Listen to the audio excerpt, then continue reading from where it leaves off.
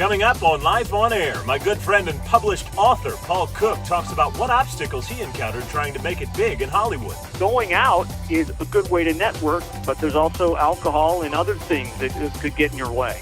Plus, find out his professional connection to host Ryan Seacrest. Actually, Ryan was a real big motivation for me. I saw what Seacrest was doing, and I thought, I've always wanted to do that, and I just started to make my own tape. TV host and radio personality Paul Cook, next on Life on Air.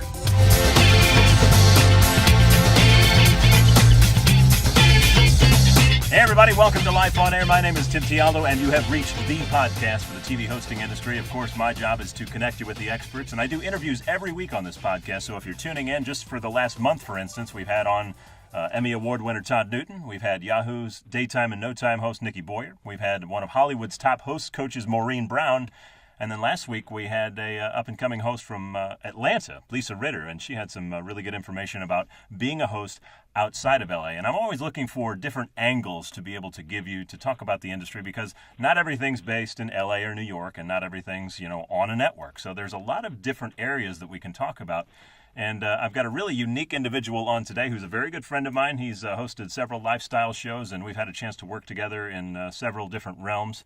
And he has actually wrote a book. It's called Cooked in L.A., I Shot for the Stars and Hit Bottom. So you can probably imagine what that's about. But my good friend Paul Cook is here. He's actually just getting off his shift at Y98 in the afternoon drive time. So, Paul, thanks so much for being here, man. Thank you for having me, Timmy. My pleasure. So do me a favor. Tell us a little bit about this book, because it's not every day that I get a published author on the show. You got it. But first, let me introduce this Nicki Minaj song. It's on Why Not? I'm sorry.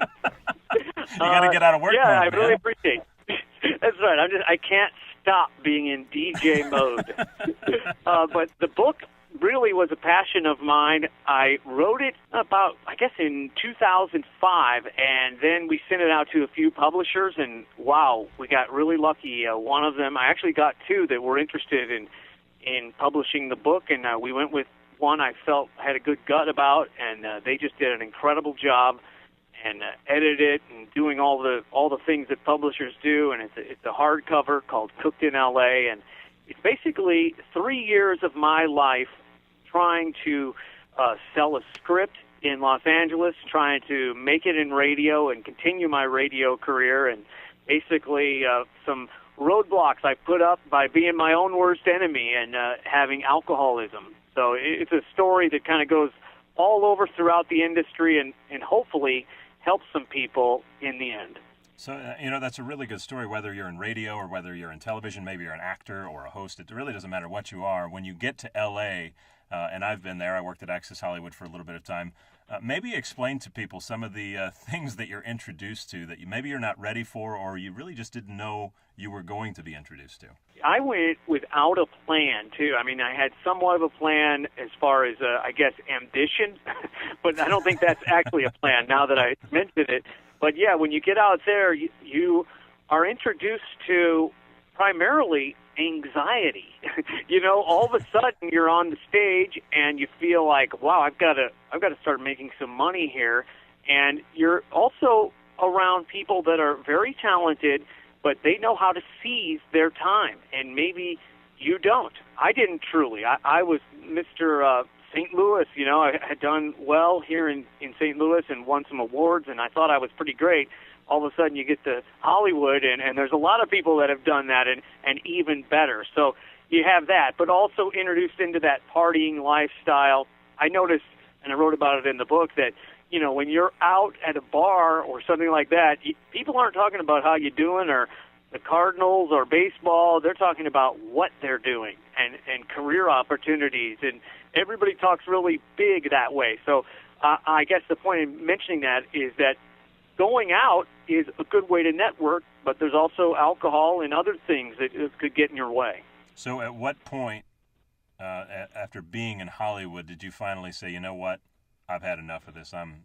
This is not working. I better get out of here. Yeah, I started trying to do different things, and then I found myself as a PA, and I was on the radio on Star, Ryan Seacrest station on the weekend, and then being a PA during the day, and I just thought, gosh, I don't even know. I don't really want to be an actor.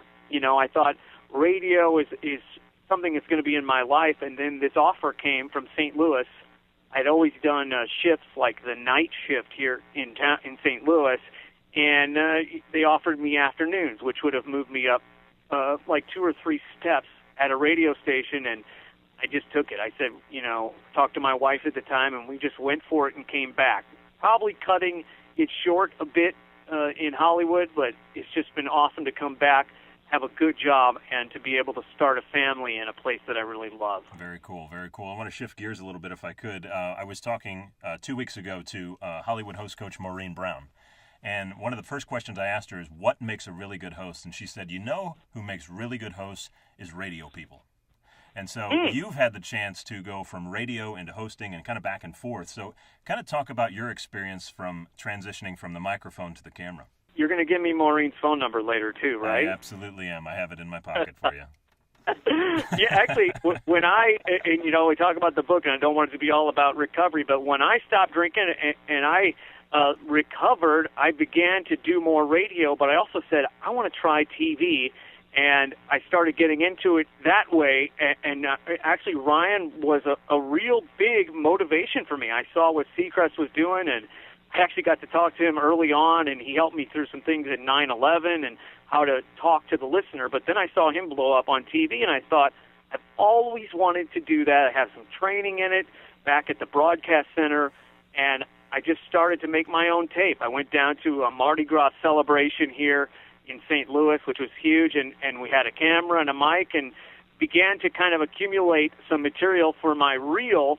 And to make, you said, from radio to TV or to become a host, I started using some of the things I'd learned in radio about being warm and relating and just kind of that natural energy that I needed. And I ended up getting a little job on our CBS station here in town doing the traffic and entertainment reports. But yes, I think actually TV people at networks or TV news people, they seem to be kind of reserved and a little more calm and conservative. And when a guy like me comes to the TV station, they're kind of like, wow, this guy, it was kind of neat to be the big wild guy there. And what were the challenges for you? I mean, obviously, when you get behind that mic, you kind of let loose because you don't have anybody in front of you. But now suddenly, you're talking to a lot of people that can see you. What's the difference? I really had to learn and work with their consultant on not moving my hands so incredibly much. In the studio alone on the radio, you're almost magnifying your hand motions, just to really get it out over the sound. But I was probably jerking my hands around too much. That was a challenge for me. And also learning to bring it back a little bit. The wild editorials that you can do on the radio don't always translate on TV. So I had to remember that there's some other things that are up there, whether it's being at an event or interviewing someone, that they are the star. And I can be someone who just kind of helps bring that out, but I don't have to be the star. Now, you had a chance to work on a lifestyle show in a top 20 market, Great Day St. Louis, and a lot of people out there, there's so many different types of hosts, and a lot of them do want to do that kind of lifestyle shows. To talk about kind of your experience in going through that transition. It's interesting. Right now, you're seeing lifestyle shows having a hard time with money, I've noticed, as I've called around and talked to the one here in St. Louis. Number one, you're not making the money that you thought you would, and when I've guest hosts, they've even had a hard time paying me there. So that's probably not what you're asking, but making the transition, it's the lifestyle show that I've seen are pretty much sales-oriented with products and things like that, and you basically have to treat them like I would treat a song on the radio, something that you just have to embrace and really try to sell. I noticed I would lose myself a little bit on the lifestyle shows, and you have to get back to remembering the viewer and putting it in their world rather than just trying to sell the product. And that's kind of the difference for you between radio and TV.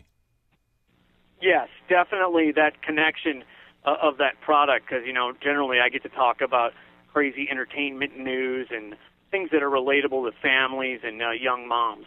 Now that you've had the television experience, you've had the radio experience, which one do you like more? I think I like radio. I would have said TV for you maybe 2 or 3 years ago, just because I'd be talking to you and I knew you'd like that. No, I like the freedom in radio. I do enjoy TV, though. It's actually very tough, and that's probably why I wrote the book, to see if I could enjoy something else as well. I love TV if they let me be me, and many places don't. Exactly, especially in the Midwest, so I feel your pain there. True. So could you do me a favor, if you could? You've kind of had the experience to be in the Midwest. You've been out to L.A. Kind of give people some advice for those that are wanting to head out to L.A. to try and hit the scene out there and make it big. What's some good advice, maybe just going out there to do? My book, Cooked in L.A., is a lot of a what not to do type of guide, and I really have learned that you do need to have a plan. You need to have a plan when you go out there, and actually one of the guests you had on your podcast, Todd Newton, told me before I went out, he's like, L.A. will always be there. Make sure you're right when you get there. And I said, yeah, it flew over my head, and I got out there without totally having the proper training. And you really want to sharpen your skills before you get out there. You have got to have a way to seize the stage. You can't be meek in any way. And it's also good to, with the things we have and being able to be on YouTube and have your own website, to kind of do it.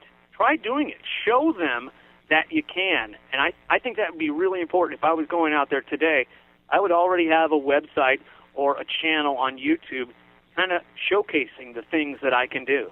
Great advice, great advice. And before we go, I want to quickly dive in. I understand that you're authoring up for kids now. Is that right? Yes, I have an anti-bullying book called Floyd and the Future Frog, floydandthefuturefrog.com. It's the first in a series of books that are supposed to help kids overcome bullying, which we hear so much about. And the big thing is the bystander. Being a bystander, you can go either way. You can join the bully or you can join the person who's the victim. It's so important to help out that victim. Man, I think we need more Paul Cooks in this world. Oh, buddy, I don't know if you could take it. I'm hard to take. Small slices, maybe. That's exactly right. Well, hey, man, I appreciate you taking the time today. Paul Cook, ladies and gentlemen. Paul, thanks so much for being here. Tim, this is an awesome service, and you are just the guy to do it. Thank you so much for all you've done for me, and thanks for having me. Hey, man, my pleasure. Paul Cook, ladies and gentlemen, he's on Y98 FM in St. Louis. Also, if you want to check out his book, go to cookedinla.com. Once again, that is Paul Cook. And by the way, folks, I tell you every week, the only way to predict your future is to go out and create it. So go do it. We'll see you next week.